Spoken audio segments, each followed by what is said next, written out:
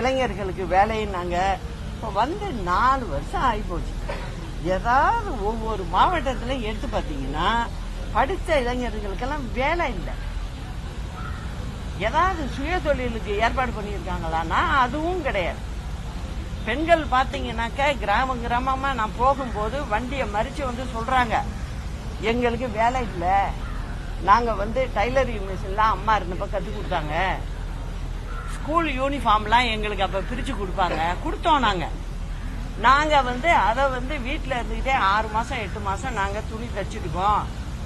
எங்களுக்கு அந்த துணி தையல் கூலியே எங்களுக்கு கொடுப்பாங்க. அதை வச்சு நாங்க நல்லபடியா இருந்தோம். இப்ப அதெல்லாம் இல்ல. ஸ்கூல் யூனிஃபார்ம் கொடுத்தாதானே தைக்கிறது, யூனிஃபார்ம் கொடுக்கறது இல்ல. அதே மாதிரி பாத்தீங்கன்னா டெக்ஸ்ட் புக்கு சொசைட்டின்னு ஒண்ணு இருக்கு, அதுல எந்த வேலையும் நடக்கல. ஏன் நடக்கல அப்படின்னு சொன்னா பணம் இல்ல எதையும் செய்யறதுக்கு. நம்ம சொல்லிட்டு இருக்கோம், அம்மா கொடுத்த லேப்டாப் கொடுக்கல, கணினி கொடுக்கல, சைக்கிள் கொடுக்கலன்னு சொல்றோம். பிள்ளைங்களுக்கு எழுதுறதுக்கு பேப்பர் வேணும், அந்த நோட்டு புத்தகமும் கொடுக்கல. அது மட்டும் இல்ல, புத்தகத்தும் கொடுக்கல. எல்லாம் பழைய புத்தகங்களை வருஷம் படிச்ச பிள்ளைங்கள்ட்ட வாங்கி படிச்சுக்கிட்டு இருக்கீங்க. இதுதான் இன்னைக்கு இந்த அரசாங்கத்தோட நிலைமை. வேற என்ன கேட்கணும்? மருத்துவ கழிவுகள் கேரளாவில். ஆமாங்க, இது வந்து என்னங்க இப்ப புதுசா இப்ப வருதா? அம்மாவும் ஆட்சி பண்ணாங்கல்ல, அப்ப ஏதாவது இந்த கம்ப்ளைண்ட் வந்திருக்கா? வரல. காரணம் என்ன?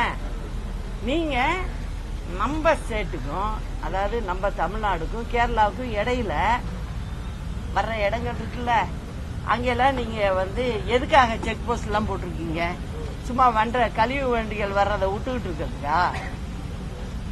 நீங்க வந்து 4 வருஷமா அந்த வேலையை நீங்க கவனிக்கல, அதனால அவங்க இஷ்டத்துக்கு வந்து கொட்டிட்டு போறாங்க. அதுக்கு இன்னொரு காரணமும் இருக்கலாம். கூட்டணி கட்சி வேறையெல்லாம் இங்க ஆச்சு கேரளால, அதனால ஒன்னும் சொல்ல முடியலையோ என்னமோ. அம்மா இருந்தா இது நடக்குமா? நடக்காது.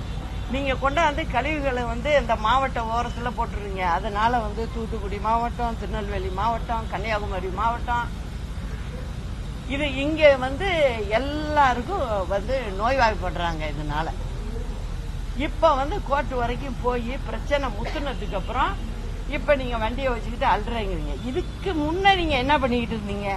நீங்க என்ன புதுசா நேத்து வந்துச்சா இந்த அரசாங்கம்? வந்து 4 வருஷம் ஆகுது.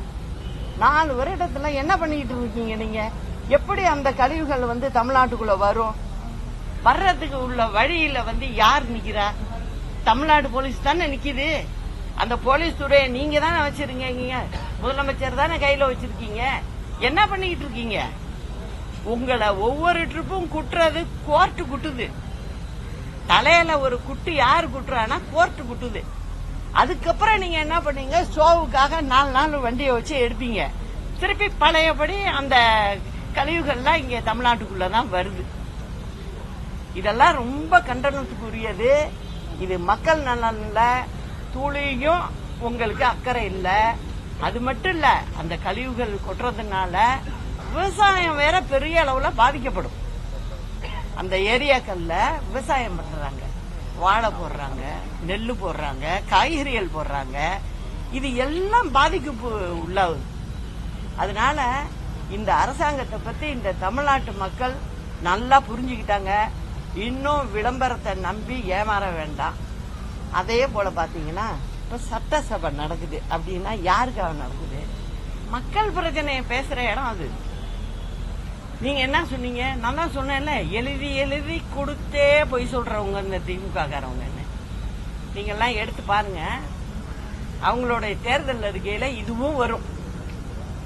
என்ன வருது? நாங்க வருடத்துக்கு 100 நாள் நாங்க வந்து சட்டசபையை நடத்துவோம் அப்படின்னு வருது. இன்னைக்கு 4வது வருஷத்துல இருக்கீங்க. எத்தனை நாள் நீங்க சட்டசபையை நடத்திருக்கீங்க? வெறும் 134 நாள் நடத்திருக்காங்க 4 வருஷத்துக்கு. அம்மா வந்து 2011-16 முடிய 240 முறை சட்டசபை கூட்டி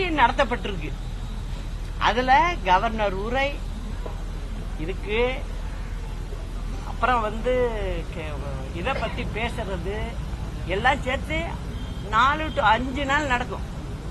ஆனா இப்ப அதெல்லாம் கிடையாது. ஆனா அதுலயும் போய் சொல்றாங்க, அதாவது நாங்க 100 நாள் நடத்துவோம் அப்படிங்கிறாங்க. அப்பவே நான் நினைச்சேன், இத போய் தேர்தல் அறிக்கையில கொடுக்க வேணாமே. நம்மளை தேர்வு செய்யறது மக்கள். தேர்வு எதுக்காக செய்யறது? சட்டசபையில நடக்க வேண்டிய விஷயம் ஜனங்களுக்கு உள்ளது நடக்கணும். அதுக்குதானே ஜனங்க வாக்களிச்சு ஒரு அரசாங்கத்தை கொண்டு வர்றாங்க. நீங்க அப்பையும் போய் சொல்றீங்க, அது எழுத்து வழியாவே போய் சொல்லிருக்கீங்க. ஆனா நீங்க இப்ப நடத்தி இருக்கிறது 4 வருஷத்துக்கு பாத்தீங்கன்னா 134 நாள். அம்மா 2011-16 பாத்தீங்கன்னா 240 நாள் நடத்திருக்காங்க. இதுதான் திமுக அரசாங்கம். எங்கேயும் உண்மையை பேச மாட்டாங்க. இப்ப கூட நேத்து பாருங்க, இவ்வளவு ஜனங்க ரோட்ல நிக்குது, சமையலுக்கு வழி இல்ல, சாப்பாடு கொடுக்கறது இல்ல. அம்மா காலத்துல எல்லாம் என்ன பண்ணுவாங்க, அங்கங்க அந்தந்த பஞ்சாயத்துல அங்கேயே எங்க பாதிக்கப்பட்டிருக்கோ அங்கேயே சமைச்சு அங்கேயே சாப்பாடு கொடுப்பாங்க. நீங்க என்ன பண்றீங்க, சென்ட்ரலைஸ்டு கிச்சன் அப்படின்னா என்னன்னா, ஒரு இடத்துல சமைக்கிறது, ராத்திரி 3 மணிக்கு சமைக்கிறது, அந்த சாப்பாடை கொண்டுட்டு போய் நீங்க கொண்டு போய் கொடுக்கறப்ப அது கெட்டு போயிடுது. ஏன் அந்த முறையை நீங்க செய்யறீங்க? அதுலயும் தப்பு பண்றீங்கன்னு அர்த்தம். நீங்க தப்பு பண்ணாத ஆளுன்னா அம்மா மாதிரி கொடுக்கணும். அந்தந்த பஞ்சாயத்துல அங்கங்க பாத்தீங்கன்னா ஒரு பஞ்சாயத்து யூனியன்ல ஒரு வீடியோ இருப்பாரு, அவரு கண்ட்ரோல்ல விடுவாங்க மாவட்ட ஆட்சித்தலைவர்.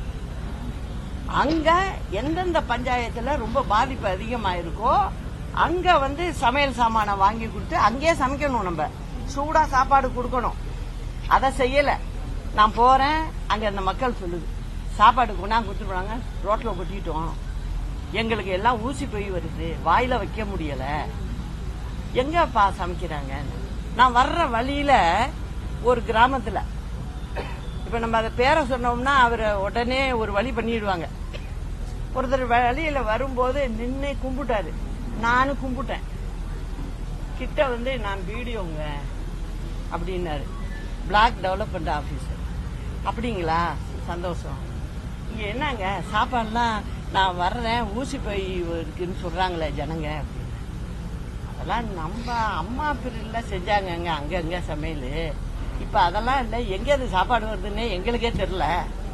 அதனால எல்லாம் கெட்டு போய் வருது, யாருங்க அவங்களுக்கு சொல்றது அப்படின்ட்டு ரொம்ப வருத்தப்பட்டுட்டு போனாரு அவர். இதுதான் இந்த லட்சணம், இந்த அரசாங்கம் நடத்துற லட்சணமே இதுதான். இப்ப நேத்து பாத்துருப்பீங்களே, ஊரு 2 விட்டா என்ன, அவங்களுக்கு ஒண்ணும் இல்ல. ஜனங்க எங்க கஷ்டப்பட்டான்னா என்ன பண்ணான்னு அதை பத்தியெல்லாம் கவலை இல்ல. ஜனங்களை எப்படி ஏமாத்துறது, அது ஒண்ணுதான் கையில இருக்கு அவங்கள்ட்ட. நேத்து என்ன பண்றாங்க, உடனே அவங்க கட்சி கூட்டத்தை போடுறாங்க. உடனே அங்க என்ன பேசுறாங்க, 234 தொகுதியிலையும் நம்ம தான் வெற்றி பெறணும், நம்ம கூட்டணி தான் வெற்றி பெறணும் அப்படின்னு பேசுறாங்க. இந்த ஒரு 1.25 வருஷம் இருக்கு இடையில. இதுல என்ன பண்ணுவாங்க, இப்ப அந்த வேலையை தான் ஆரம்பிக்க போறாங்க. நீங்க மக்கள் எக்கேடு கெட்டு போனா என்ன அவங்களுக்கு அதை பத்தி கவலை இல்லை. ஆனா நம்ம தமிழ்நாட்டு மக்கள் ரொம்ப யோசிக்க வேண்டிய விஷயம். ஏன் சொல்றேன்னா, 10 லட்சம் கோடியெல்லாம் நம்ம கடன் வாங்கிட்டோம்னா இந்த தமிழ்நாடு அரசாங்கம் நம்ம கண்ட்ரோல்ல இருக்காது. சும்மா வாய் முழங்க பேசிக்கிட்டு இருக்காங்க. அதை கட்டுப்படுத்துறதுக்கு உண்டான நடவடிக்கையை இந்த அரசாங்கம் எடுத்தாக வேண்டிய கட்டாயத்துல இருக்கு. அது எனக்கு தெரியுது, அவங்களுக்கு தெரியல. அதனால அந்த வேலையை முதல்ல பாருங்க அப்படிங்கறதையும் நான் இந்த நேரத்துல சொல்லிக்க விரும்புறேன். நேற்று தினத்துல அந்த கூட்டத்தில் அவர் பேசும்போது சொன்னாரு, அதிமுக மக்கள் செல்வாக்கு இழந்துருச்சு 2020. அது போய் பாப்போம், போய் பார்த்தா தானே தெரியும். இப்ப நான் போயிட்டு வந்தேன்ல எல்லா இடத்துக்கும், எனக்கு தெரியுது. நான் இப்ப அதுக்கு மேல சொல்ல விரும்பல. அம்மா ஆட்சி வந்ததும் அன்னைக்கு சாயந்தரம் பேசுறேன் பேசாம இருக்கு.